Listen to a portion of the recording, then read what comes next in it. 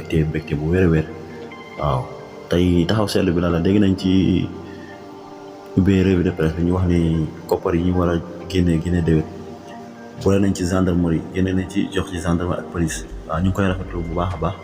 parce que lu mel ni gendarmerie ak police ak yu mel noonu dañoo war a am doole ci Sénégal wala am ay jumtukaay yu mat ba nga xam ne dañ mën a def ay intervention ci heure bi leen soxla mais lu ma ci déggul mooy sapeur pompier Sénégal dañ ko war a dooleel bu baax a baax parce que da ngay gis jiyee am ci talib wala dara am nga woo sapeur pompier balaa moo ñëw plus de 2 heures temps wala 3 heures temps nekkul ni ñoom la si waa sapeur la mais dañoo amul ay moyens yi moo manqué moyens yooyu il faut ñu dooleel leen ñoom tamit ñu mën di intervenir à temps waaw nga xam dañuy jég bu leen wooyee rek dañ mën a gaawante ñëw mais daf am fi jiyee woo sapeur pompier balaa ñëw agsi ne kii dañ leen boole ci ñi nga xam ne dañ leen dooleel koppare yooyu dañ leen ci jox doole leen bu baax a baax waaw gis nañ fi nag dégg nañ fi wax yu bëri waaw 3e mandat en même temps ñi ngi commencé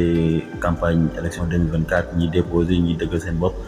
loi amnistie ba léegi dégg nañ ko mais xam nga rek dañu doon bëlefe ba léegi coow laan fi des ba léegi mais ñun li ñu gën a métti surtout mooy wàllu dund gi ba léegi dara changé wu ci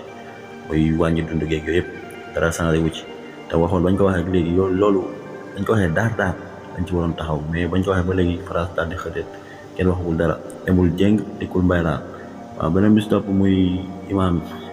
yi nekk si jàkka yi nañu bàyyi di xëccoo imaam wala ñuy xëccoo ndombal tànk si jàkka ji